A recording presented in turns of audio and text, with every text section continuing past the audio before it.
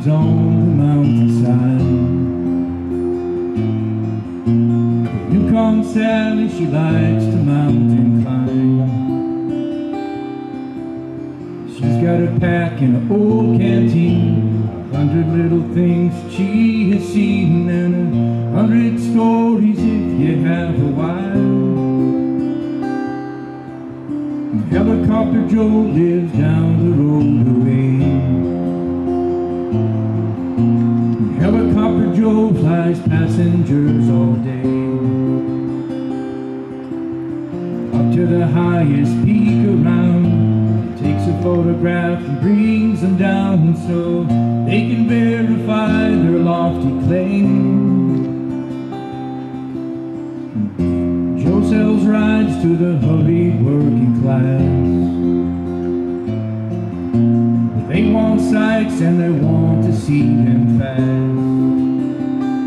They said, sure is great and I hate to rush. We could grab a bite if we hurry up and maybe do the ocean after that. Joe calls Sally every now and then. He says, come on Sally, have a little sense. Mountain climbing is a silly waste of time. Got a way you can skip all that. I'll get you to the top in minutes flat. And Sally just shakes her head and smiles wide and says, I think I'd rather climb.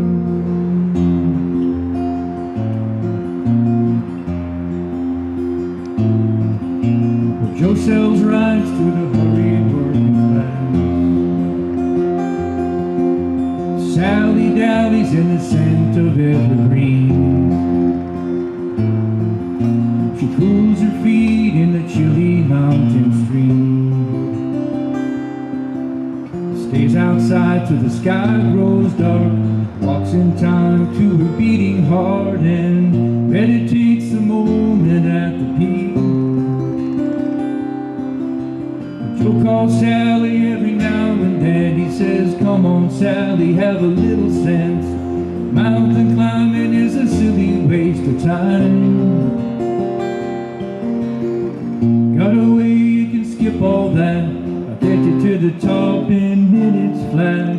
And Sally just shakes her head and smiles wide and says, I think I'd rather climb. She said, Joe, the climb is half the joy. You can reach the peak, but that's not the point. And Joe said, Sally, you're a mystery to me.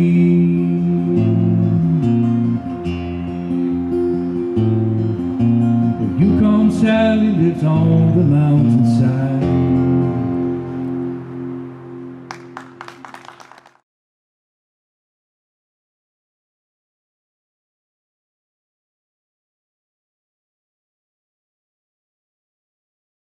How many of you have read A Good Earth by Eckhart Tolle?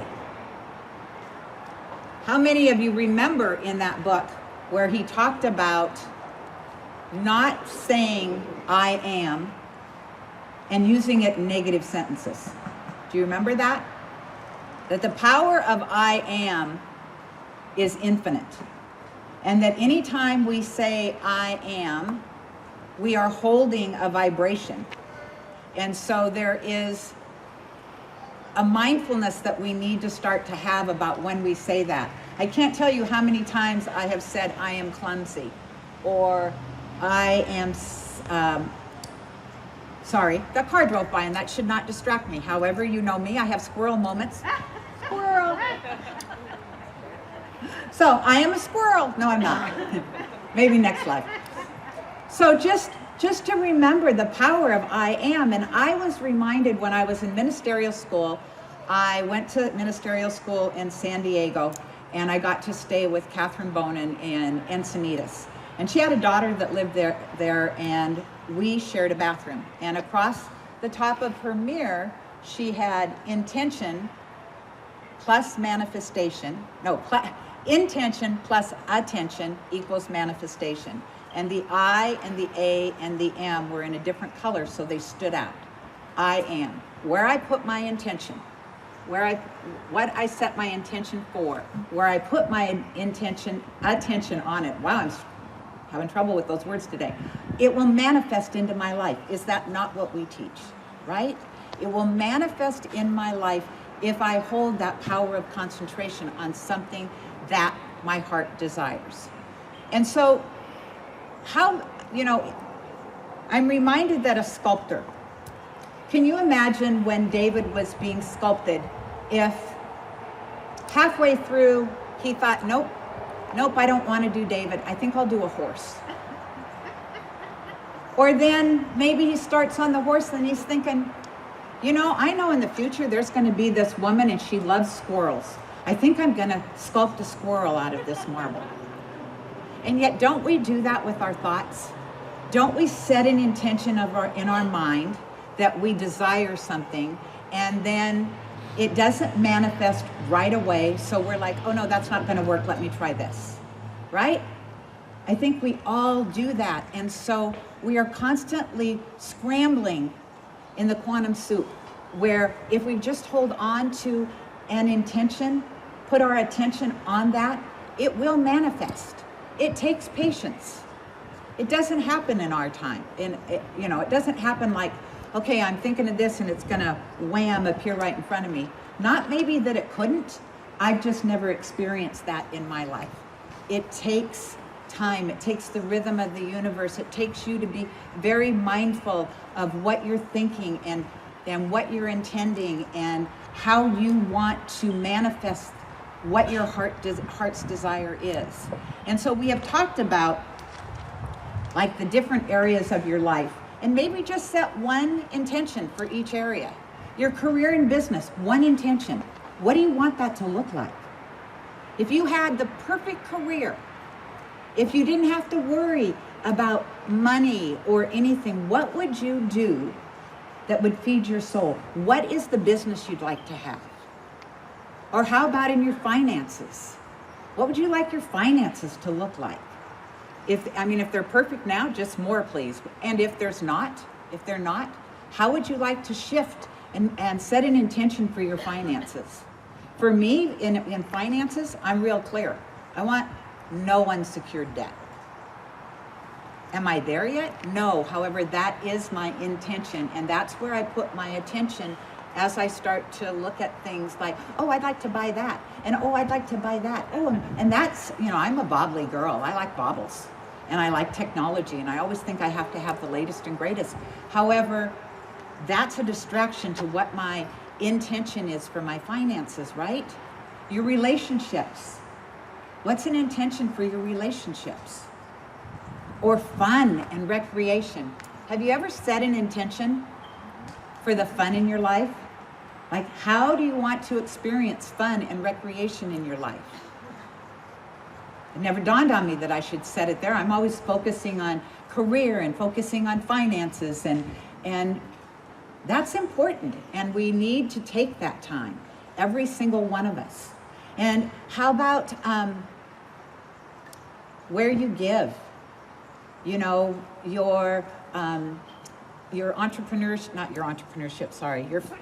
philanthropy. Where do you give philanthropically? How are you of service in your time, talent, and treasure?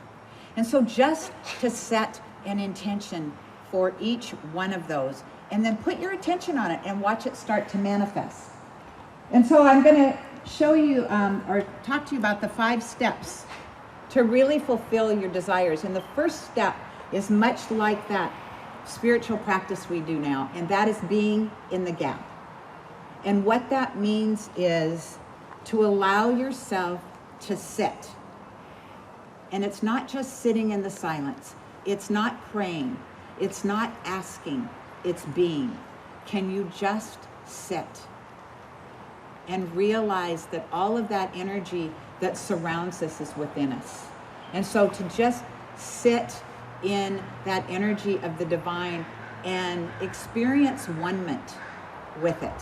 Experience that place where you absolutely know that you and the universe exactly the same thing.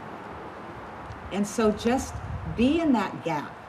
And then as you sit in that gap and you start to be one with it, when you come out of it, then write down, like, what are your intentions for your life, for the day, for this moment?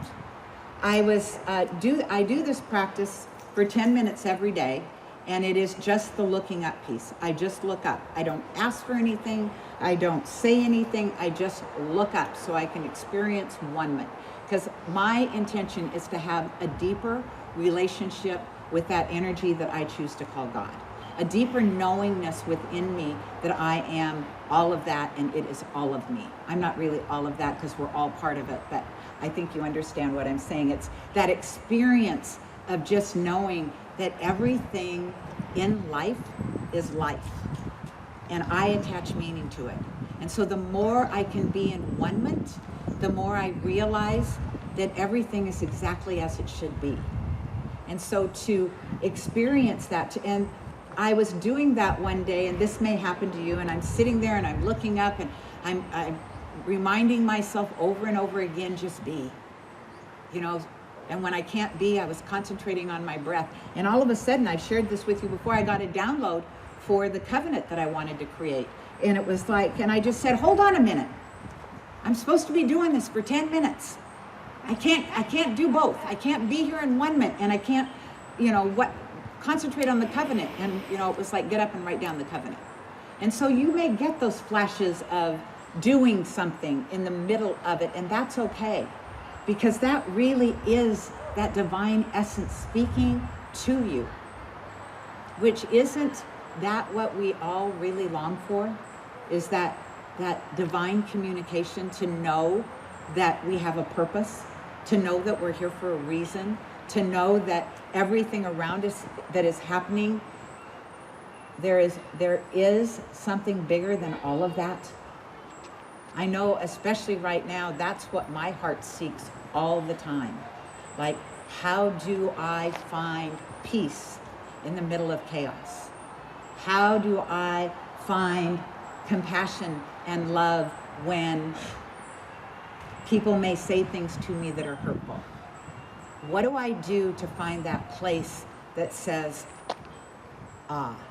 And the best place to find that is not by seeking out your friends to blame or complain or to make excuses. It's to sit and know, really, that there is one power, one essence, one life, and we're all part of it. And so everything is either joy, experienced as joy right then, or it's an opportunity for us to shift our consciousness and experience joy around things that in the moment might not seem so joyful. And yet to really know that that's why we're here. We are here to experience God as us and God as each other. And so to remain in the awareness of what it is your heart desires, to absolutely stay tuned into that. I don't know if you want to do it daily, if you want to surrender it every morning, but to really set up a communication with yourself that says, okay, this is what I'm going to do, and this is the time I'm going to do it. I have finally, I don't know about the rest of you, I set an alarm on my phone. Now, some of you may or may not know, it depends on if you're following me on Instagram. I've got two new practices that I'm doing, and the commitment from me is I will do them for 66 days. The first one is I will post live on Instagram for 66 days straight. I think I'm on day 4. The other one, and this one seems crazier than posting on Instagram, is I will go in and I will take my shower, and at the end of my shower, and I have an alarm so I'm not cheating, I will hit 1 minute and turn it on cold, and I will stand in cold water for 1 minute. And I've gotten to the point now when I do it, I don't scream and I don't cuss. I stand there and go, breathe. It's going to be okay. It's only a minute. Just breathe. Why do I do that? I'm still asking myself that. However, I think sometimes it's important just to challenge ourselves to do something that's a little bit uncomfortable. You know, you can look it up online, there are things that cold showers are supposed to help you with. It tightens your skin. It invigorates your body so you've got more mental clarity. It's supposed to help with creativity. Am I experiencing any of that? I don't know. It's a cold shower for 1 minute. That's the experience I'm having right now. However, I think day by day, it's going to get better, right? And so that's part of this process, is to understand that day by day, when you set an intention for something and you think, wow, you know, that didn't happen, is to keep setting the same intention, because it will happen. If you were driving from New York to LA, I don't think you're going to hit Nebraska and go, I'm not there yet. I'm going to go home. Because if you go home, guess what? You're never going to get to LA. You're going to have to drive through Nebraska to get there. Nebraska's probably halfway there. However, you know, we laugh because of course nobody would do that. Except how many of us have given up on a dream because it didn't manifest in the time frame that we thought it should.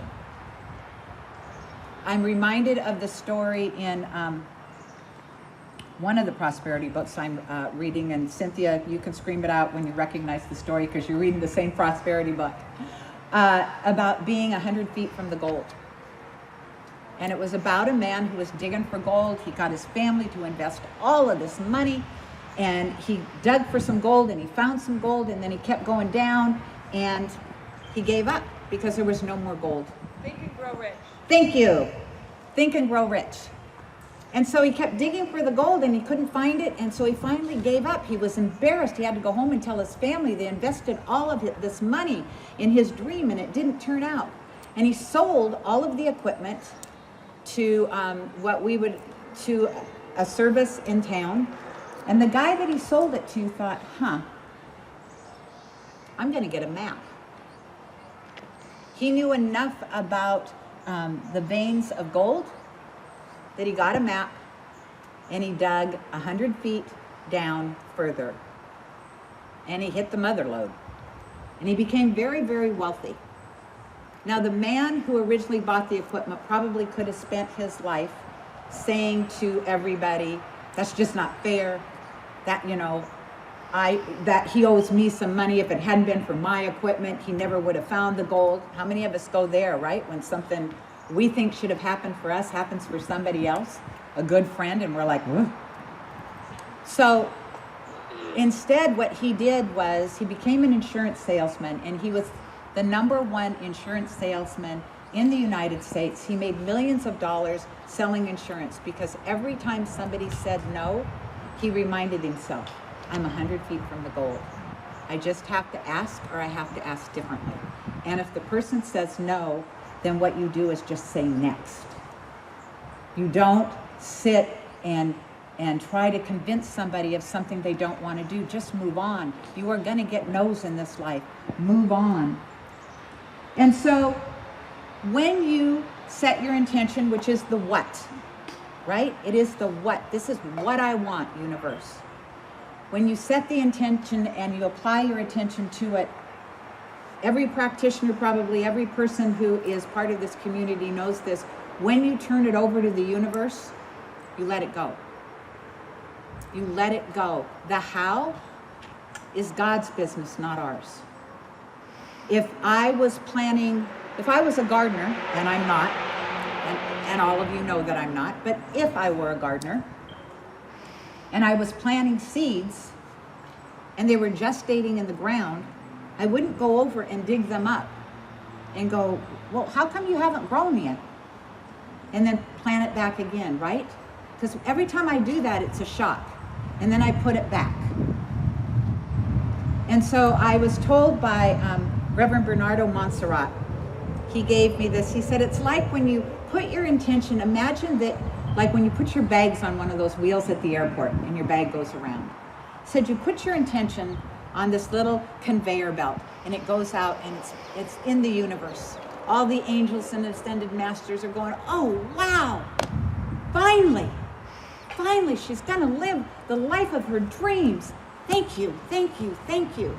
And then me, on the human on this side go, that's never going to work. And so they just go, oh well, and they take all of those intentions off the conveyor belt and wait for somebody else. You can have your dreams. It's the power of concentration. It is how you focus on one thing and make it your mission in life that's going to manifest. And don't let your friends or your spiritual community or where you work now tell you you can't have something that your heart desires. Because I truly believe if your heart desires something, it is put there by the divine, and so the divine will see you through to manifestation. However, it's a two-way street. It needs to work with somebody, and that's with you. So I invite you to really think about what it is in your life in just maybe one area instead of bunches of areas, just one area. What would you like in your life? And then focus on that. What do I need to do for me personally on this side while the divine is working on all the other how's necessary to make that manifest? And don't give up on yourself. Too many times we give up on ourselves. And so in the book of the 7 Spiritual Laws of Success, which Reverend Bernie will be talking about in 2 Wednesdays, this exact same thing, Deepak Chopra says, to concentrate means to bring to a center. And in mental science, it means focusing the mental attention on some definite and desired thought, image, idea, or thing. Concentration of thought is not an effort to compel, but the desire to permit the stream of creative energy to take definite form. To try to force through concentration would be to give ourselves an adverse suggestion and bring upon ourselves the very opposite to our wishes through recognizing an opposite power of good. What we concentrate on then is attention. This is done through intention and the willingness to hold thought centered until form appears. And so I'd like each of you to commit to the following. Make a list or just set one intention. Whatever it is, whether it be in your spiritual realm, something you want to do personally or spiritually, financially, for your business, your career, in relationships, in your health and wellness, whatever it is, set one intention. And then I'd like you to spend some time focusing on what are the action steps. We say here, treat and move your feet. What are some of the action steps you can take? For me, in that deeper dive for an understanding of God, a deeper connection to that always is, for me it's taking more classes and reading more spiritual material. That is mine to do. And so I set the intention. I am attending to it by doing the reading, taking the classes, and then when it manifests, I think what you'll see is a more calm, more present me. Or maybe you won't see any difference at all. I will know the difference. I'll let you know what that is. And so stay in the present moment. I had written to the practitioners yesterday about especially now staying in the present moment, because we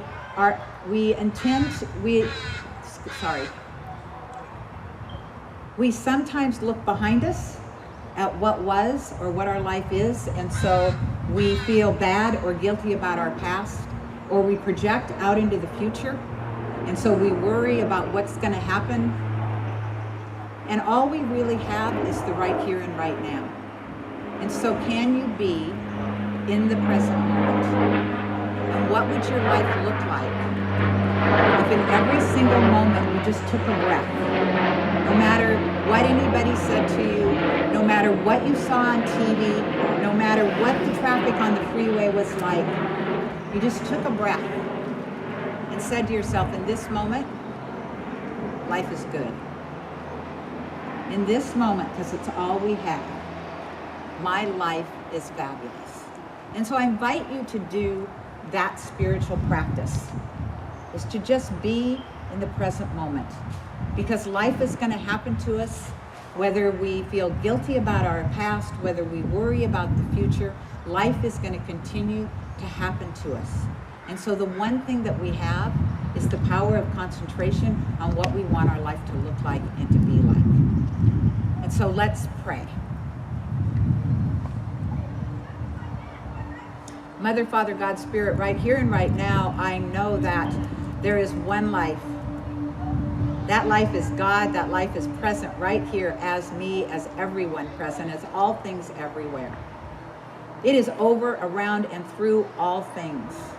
It has no beginning or no end. It just is.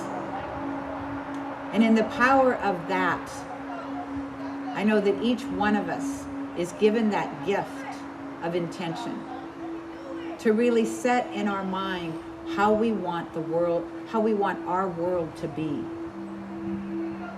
And so that is what I allow each of us to do in this moment, is just take a breath. And in that breath say, I am. And then say something really positive about yourself. I am beautiful. I am powerful. I am creative. I am all-knowing. I am God in form. And with each of those I ams, I know the universe responds yes, and so it is. Yes, and so it is. And so I knew each one of us is mindful of our thoughts. Mindful that we are given this power of intention. That we have the knowledge to really be with that, to own that, to say yes to that. And as we do so, we have the courage to dare to be courageous and to do something magnificent with our life.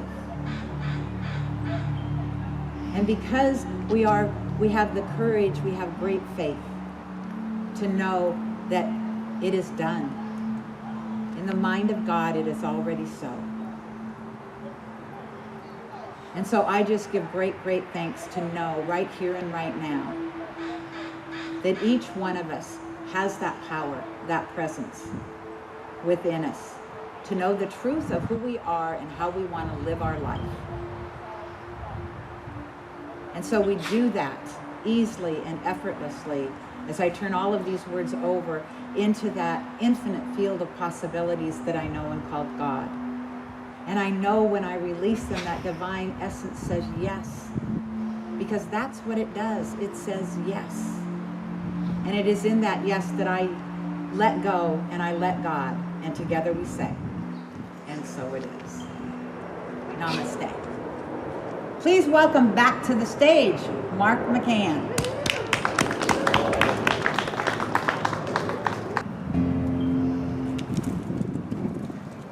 I think this song was written over 20 years ago, but it feels like it's probably more appropriate now than it was when it was written.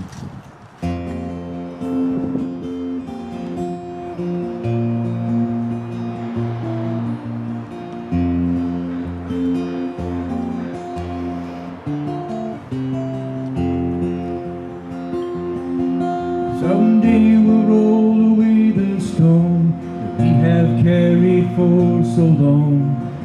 All our burdens will be gone. I can't wait.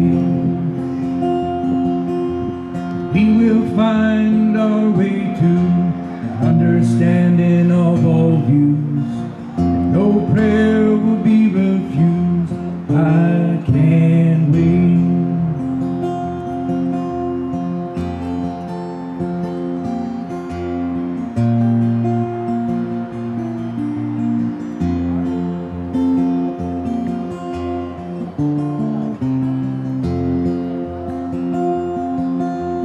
Seems that we have gone too far, and now we don't know where we are. I believe we'll find a guiding star, but I can't wait. If faith is the final place where all our fears have been erased, and the locks have fallen from the gates. I can't wait.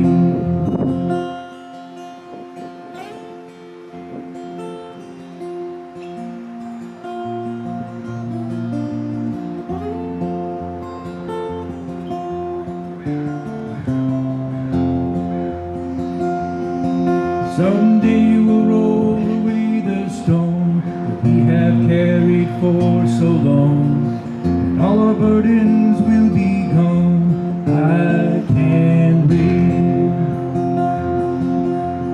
We will find